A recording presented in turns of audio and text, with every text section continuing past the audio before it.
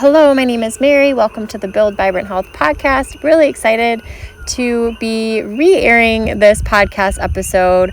Back in December, a couple months ago, I recorded multiple podcast episodes, and I got to Hawaii to start 2023 out, and my phone died, my computer died. There was a lot of physical death, but also spiritual and ego death happening. And in the process of my computer and phone dying, a lot of those episodes, including this intro episode, got completely wiped away and deleted. So re-recording with a different lens and new perspective. And really the intent of this podcast is to bring awareness to different aspects of health, physically, emotionally, spiritually, mentally, financially, all different aspects, because eating healthy and exercising isn't the only thing that we need to nourish our bodies and receive and be able to reflect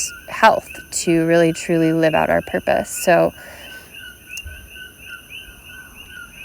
I would like to start by saying that the body is an amazing self-healing mechanism. When we get cut on our arm, we have an injury, immediately our body sends help to that area. When we get a cut, we start bleeding, and we might get inflammation to that certain part of our body. And that's our body's response, right?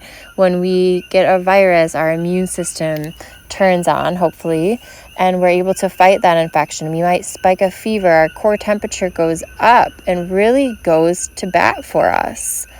And so many times in conventional medicine, modern medicine, which does have its time and place, but so many times we are telling the body to shut up by giving it ibuprofen, by giving it antidepressants or anti-anxiety meds or laxatives, or fill in the blank, when really symptoms are our body's messengers and cues that something is out of balance. And when we provide the proper nutrition and support and environment, which is something that we're going to be talking about a lot on this podcast, our body can not only heal and regenerate and repair, but thrive.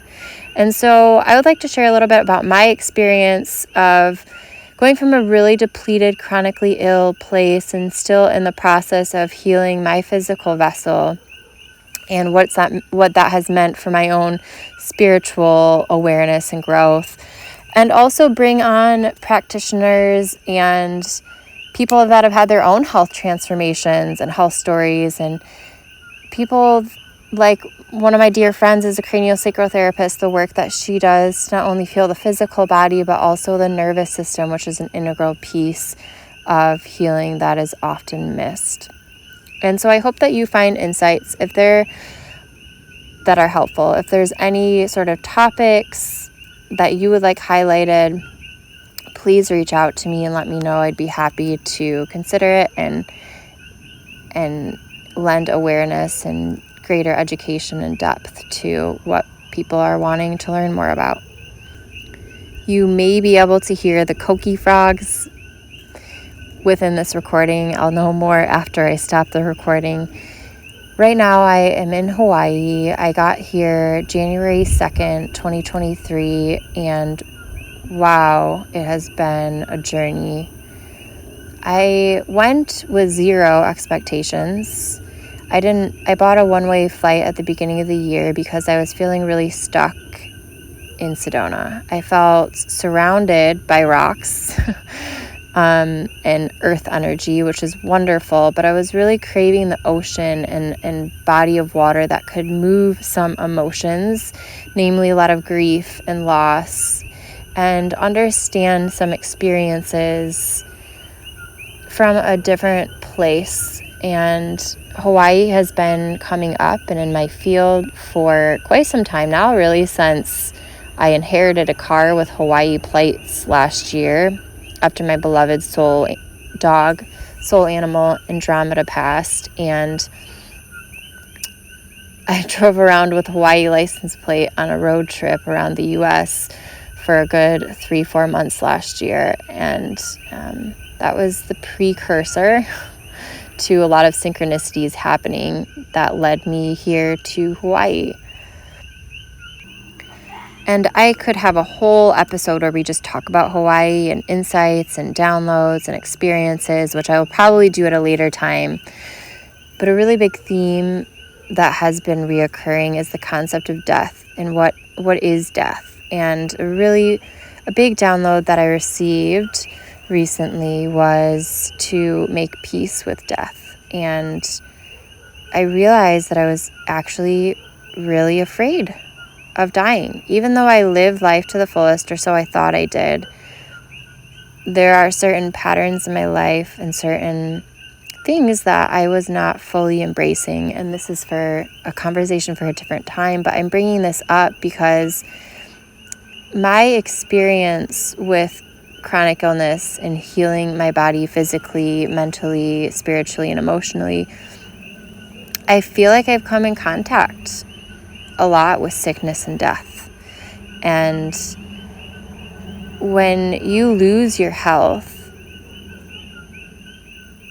you gain so much awareness and perspective of what actually health is. It's one of those things that you don't fully appreciate. Maybe you do. If you're one of those people that fully appreciates health while you're healthy and you don't have to go through sickness to appreciate it, that's amazing. But for me, I was always an athlete. I was running multiple miles a week. I was working out. I thought I was eating healthy. And I really took my health for granted until in 2016, I became really, really sick.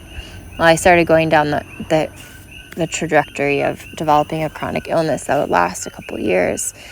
And I had moved from South Carolina, which there was a 1,000-year flood in South Carolina and Columbia where I was going to grad school, which definitely played a role in my perspective from the flood cleanup in some mold exposures, which I would later on find out were a big root cause of health issues.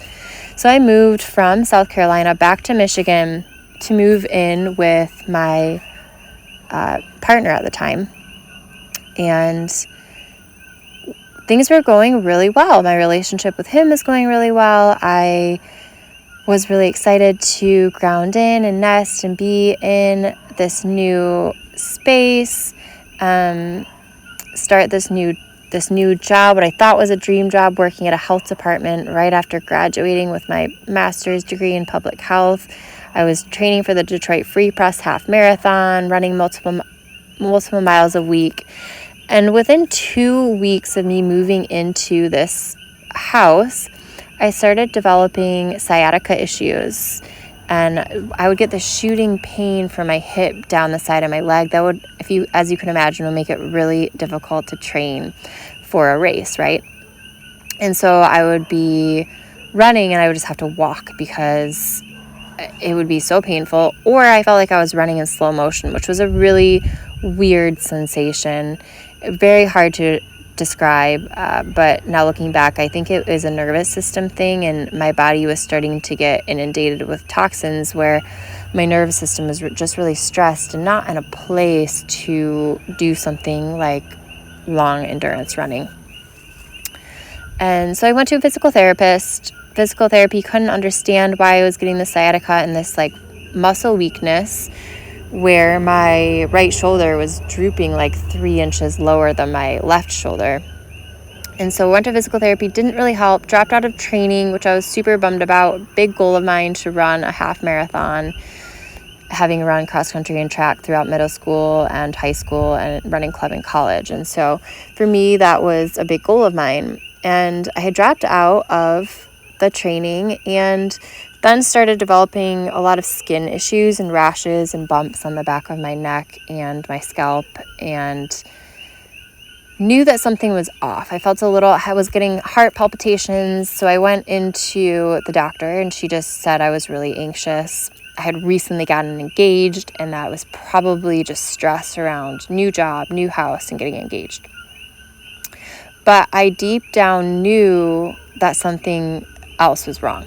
Well, those symptoms then escalated into IBS. They escalated into, it took about 4 or 5 months where I had a full-blown panic attack, which I had never had in my life before. A full-blown panic attack at work where I had to lay down in the dark, and actually took the rest of the day off. I drove home, and I remember having to pull over on the freeway because I had this like mini little seizure, and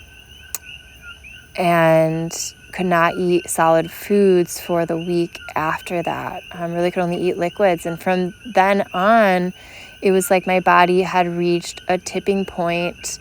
I had full-blown anxiety and OCD and could not sleep more than 45 minutes at a time without sleep aids, was peeing like every 45 minutes to an hour and a half at night, so was barely getting any sleep, having night sweats and night terrors, and all of these things just kept piling on top of each other. I was peeing out blood, and my hormones were so out of balance, they thought I had an adrenal tumor. I could go on, but I knew that something was so seriously wrong. But all the doctors could tell me was, oh, maybe try this diet, or like eliminate oxalates, or here, you're really low in vitamin D and B, let's give you these, which, you know, brought my levels up, but honestly did not make a difference in my quality of life and how I felt. So fast forward 2.5 years later of me really struggling in this house and trying to figure out what was going on with my body.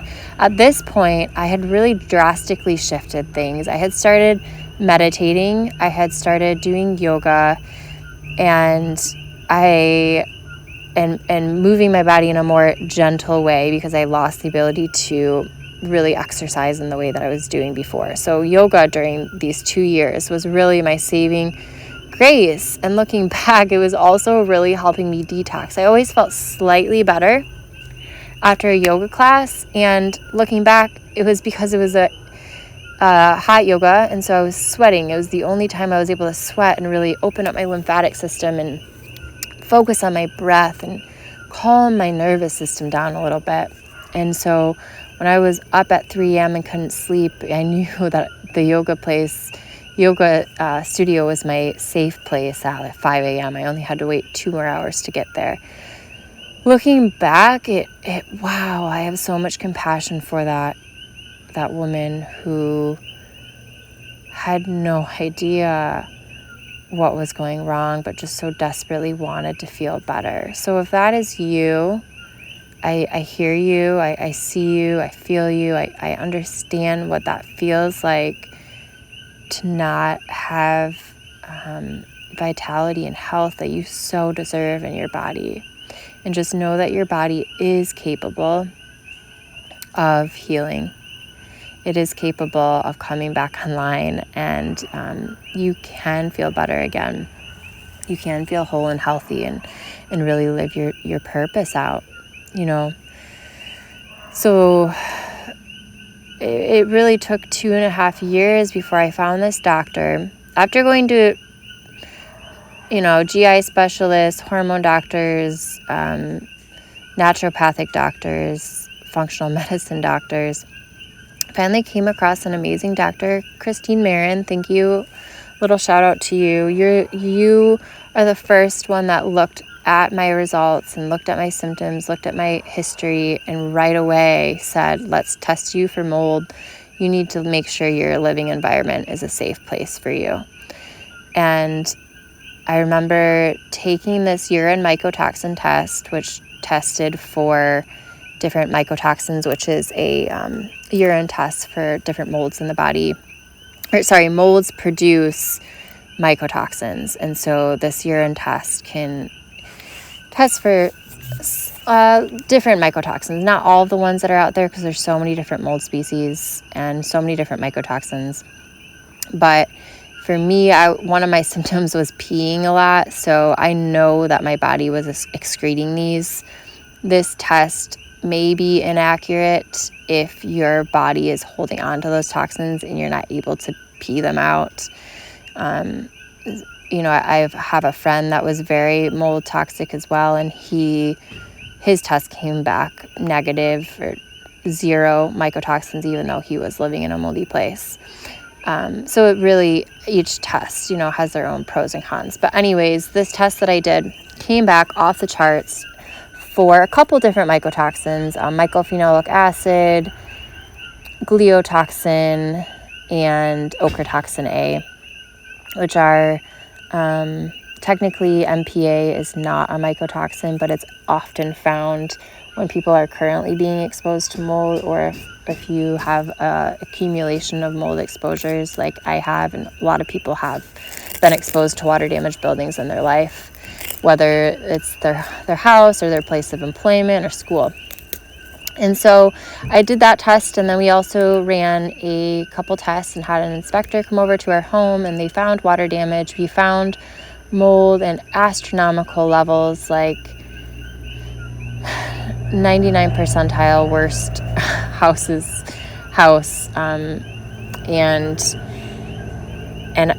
the moment that I got those test results back, decided to leave. I packed a couple things, got a new pair of clothes, and slept at my in-laws' house. Because within this whole process, I also got married, which is a whole nother story. But packed my bags and stayed at my in-laws' house, and knew at that moment that I was not going back. And I remember at work, I so vividly remember I was sitting at my cubicle, opened my lab results for the mycotoxin test and my house test, and I just started crying.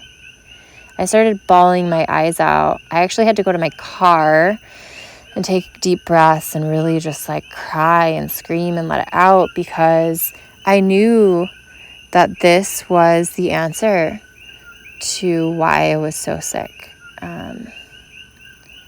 That it was a big aha light bulb moment for me, and it brought so much relief, and it gave clarity to why I felt crazy and why no doctors could figure this out, because mold and environmental toxins is not something that people talk about enough.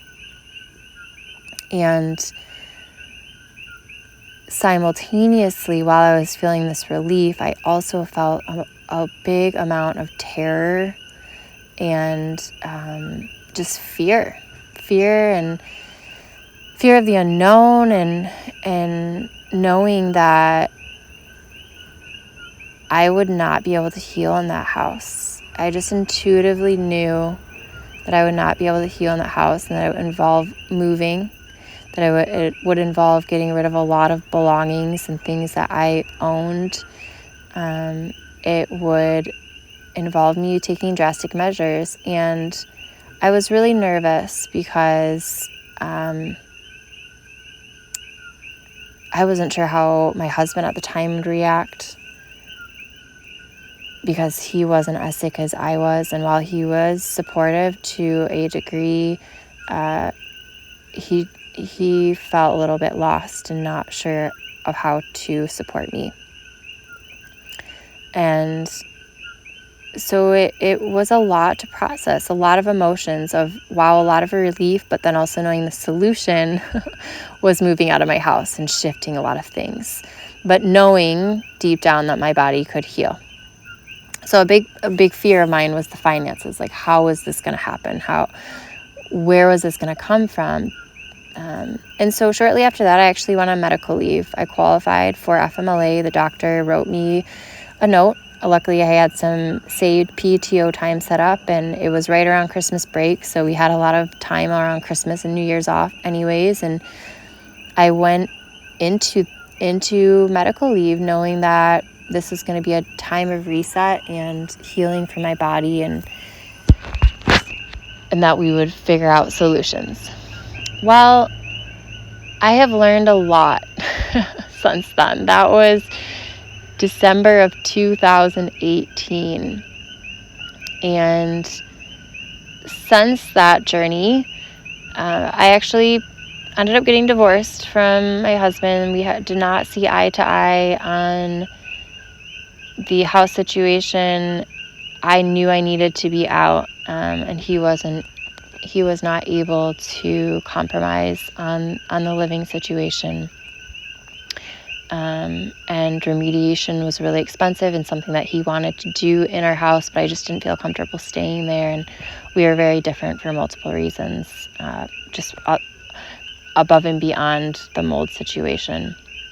I had really changed as a person, doing yoga and meditation and drastically changing my diet and tapping more into the spiritual side of things, shifting my activities. Like, I no longer went to the bar on Friday nights and Saturday nights. It's been almost 6 years since I've had a glass of alcohol, whereas every weekend I used to go out and drink.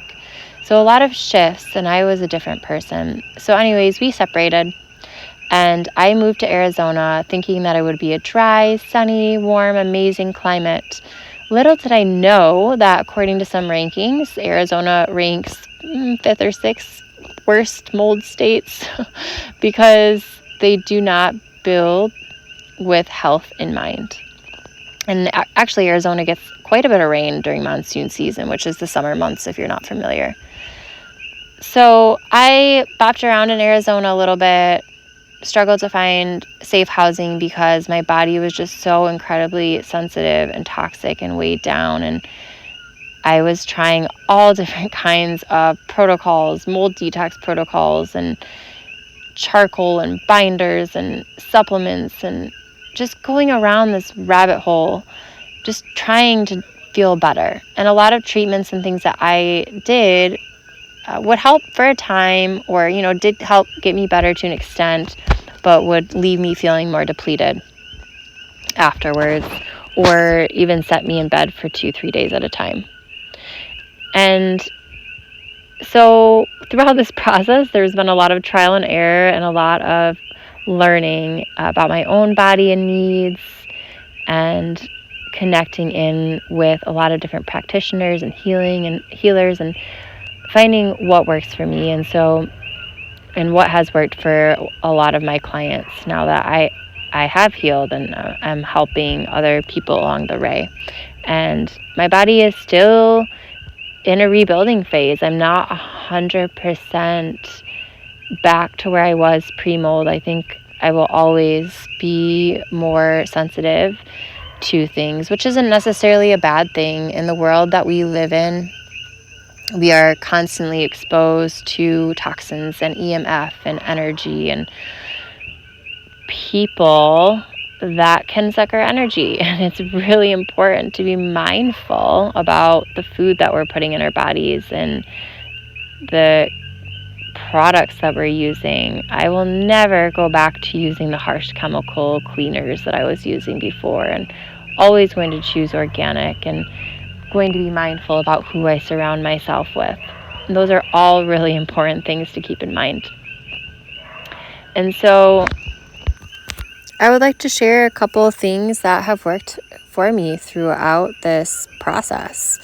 And the number one is a clean environment. You cannot out-medicate, out-supplement, use certain foods to heal if you are living in a toxic environment. So that includes indoor and outdoor air pollution. That includes EMF, and it includes clean food, clean air, clean water, the support system that you have. But really looking at your built environment is a huge first step. So does your house or your workplace or your school have a history of water damage? Because if a house has water damage, there is a really good chance there is mold, because mold only takes 24 to 48 hours to grow. And oftentimes a water damaged building not only has mold, but it also has endotoxins and mycotoxins and a variety of other organisms that can really negatively impact our health, especially if you have had previous exposures to things like heavy metals in, I'm going to call them cookies, if you know what I mean, braces, amalgam fillings, mercury in like tuna and fish, bigger fish, right? Trauma to our nervous system really affects our ability to process and remove toxins. Genetics, so we can talk about the field of epigenetics. Some people are not able to detoxify as well, and the science of epigenetics is, we all have a genetic blueprint that we get from our parents, from our ancestors. And our environment really does affect which genes are turned on and off. Just because you have a certain gene for, say, breast cancer, doesn't mean that you're going to get breast cancer. It's what foods are you eating? What environmental exposures are you having that are then triggering your body to actually create a response that's pretty protective, in my opinion, but can get out of control and lead to serious dis-ease in the body. So testing for water damage is a good first start. You can do this by a visual inspection inside and outside the home. I would look at someone that is a building biologist,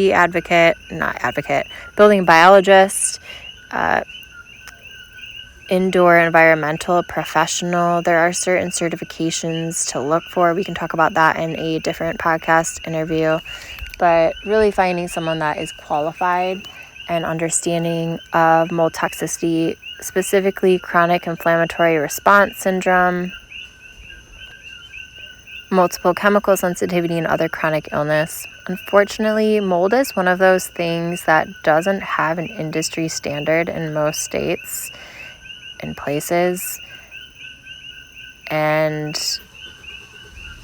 in my opinion and experience, does not have enough people that are suitable to work with people experiencing health issues to be able to inspect and properly remediate home. And that is really the number one most important aspect to healing. Then another really important tool in the process of healing, besides a clean environment, which your body can do so much from just being in a clean environment, is proper nourishment. So having really foundational micronutrients and nutrient density within the diet. Plants are medicine, food is medicine, and everyone's body is different. For me, what really helped me turn a corner in my health, was the concept of regenerative health and bringing the body to a more alkaline state, removing acidity and mucus from the body, and looking at proper food combining, using a superfood protocol that restored life force energy into my body within the first week and subsequent months after. It's still something that I use daily 2 years later. Beyond Organic superfoods that have deeply nourished and rebuilt and alkalized my body. That, alongside of a lot of fruit, was so incredibly healing. And I believe that there is a stage, time, and place for certain types of foods depending on what your body is needing. And so I always use intuition, my own body's innate wisdom, to make decisions on what I'm putting in my body. There's a detoxification phase, which fruit can be wonderful at detoxing and cleansing. It's very astringent, especially your citruses and your more acidic, quote unquote, acidic fruits that actually are more alkaline within the body, like your lemons and pineapple and purple grapes, and oranges are wonderful for cleansing the lymphatic system. And unfortunately, in something like mold toxicity, mold illness, chronic inflammatory response syndrome, I was told to stay away from fruit, which I'm actually really sad I did that for so long. I really only ate red apples and blueberries for almost 2.5, 3 years because I was scared of the fruit sugar myth. And once I started incorporating in the superfoods and the fruit into my body, wow, I had so much more energy, and my body actually started to detox. My lymph system started to open up, and I started healing. So fruits are really great detoxers. Vegetables, more building up. Herbs can be wonderful. Also for adding an extra detoxification support to the body, depending on the situation and person. Homeopathy has been incredible. It is a form of energy medicine that really all medicine was first based on, and it has been so powerful. I carry my first aid homeopathy kit with me. It has 50 different tinctures. Thank you, Brian Bunn, for turning me on to homeopathy. It has been a lifesaver, literally multiple instances, from getting my mercury fillings out, to having dental work done, to a bee sting, to a brown recluse spider bite, having a lung infection, and literal lung nodules. With the power of herbs and homeopathy, I was able to remove lung nodules without taking antifungals that were prescribed to me. So the power of food as medicine and things that come straight from Mother Earth is amazing and very underestimated. We don't need all these isolate supplements and medications to bring our bodies back into balance. It's not a lack of vitamin C made in a lab. When we are taking something like vitamin C, something like oranges, it has the perfect amount of calcium and magnesium and all of the perfect ratios as God intended. Another really powerful tool in healing was the power of prayer and the power of meditation, and really connecting in with God, really connecting in with Source, and letting go of the way that we think life should be and leading into what life is for us. It feels cliche, but life is happening for us, not to us. And if we can have that perspective, and if we can lean in and really trust Him and really trust God, and know that we're always being guided, and if we can lean into the power of prayer and really come from a grounded, centered place within ourselves, a lot of healing can occur if we open ourselves up to that. Another really powerful, profound healing tool has been sauna, far infrared sauna. Oh my goodness. I have been missing my sauna being in Hawaii the past 2.5 months. I used my friend's Relax sauna a couple weeks ago, and wow, it felt so great to sweat. I personally love the Relax far infrared sauna. I am an affiliate with them, so if you are looking for a really portable, easy to use, really effective sauna that's very cost effective, I do have a code, $150 off using my code MaryC150. You can reach out to me for further information. If you go to Relax Sauna, you'll see why it is so different from other saunas. I actually am interviewing the owner of Relax Sauna, Phil Wilson, and how he came to find Relax Sauna and why he uses it. But, saunas are, especially far infrared saunas, are really potent at heating up our core body temperature, and it's like spiking a fever in our bodies. It produces core temperature increase. And Relax Sauna, actually, I have experimented, has created a fever in me, and so this is really powerful because it helps kill off viruses and bacteria and things, especially when you're immunocompromised and you might not be able to create a fever yourself. It really helps to get the lymph system moving, to open the sweat. I really struggled with the full spectrum sauna, like mid, near, and far. And when I found relaxed sauna, it was 99% far infrared. I was just able to get to such deep levels. And it's the only sauna that I actually was able to sweat out black and brown gunk on a white towel multiple times when I was at my sickest. So that was pretty profound. What else? I also would say a fifth tool in healing was community and support, and finding people, because it's really hard to do things by ourselves. And, for me, I had a disbelieving ex-husband and a lot of family members and even, and friends who were a little bit skeptical, or a lot skeptical, that this wasn't just something that was all in my head, which, your mindset is a huge piece of it. And being able to heal, but you really need to find a support group. So even if it's just one friend, someone that can understand you and listen to you and support you and know that they've got your back.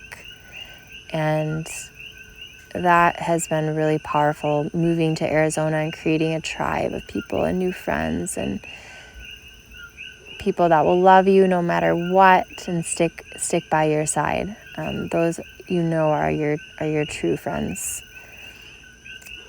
And the last one I'm going to mention is mindset. Mindset is so incredibly important to healing, and that goes back to what we were talking about with prayer, the power of prayer, meditation, but really believing that you can heal and believing your body can heal, and really start talking to yourself as if you are in good health, and getting rid of the story that you're sick, and detaching the word my from things. So like my illness or my this, my that, really speaking positive affirmations, which, there is such thing as toxic positivity. So still acknowledging your body and what it's going through, but also not getting stuck in that negative loop, that spiral that our limbic system can bring us down.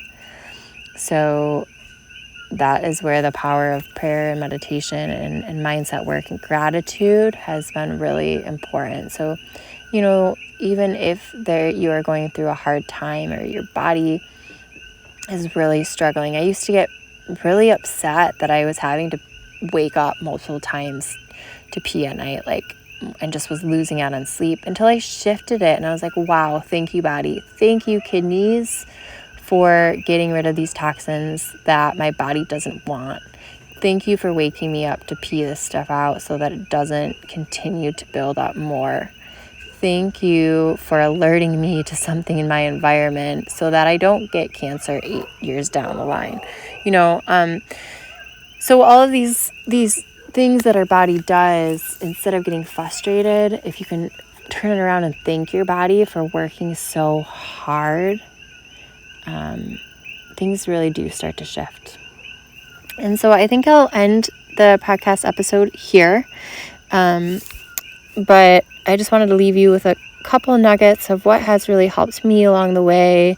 And in future episodes to come, we'll talk a little bit more in depth about different modalities and different practitioners, and a little bit of mold testing, mold inspection, building health, craniosacral therapy.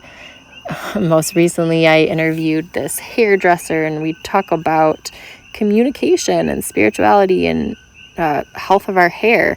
So there are multiple ways that health can be interwoven within conversations, and I'm really excited to explore that with you. So thank you for taking the time to tune in wherever you are, and please subscribe, like this podcast channel if you'd like to tune in for further sessions.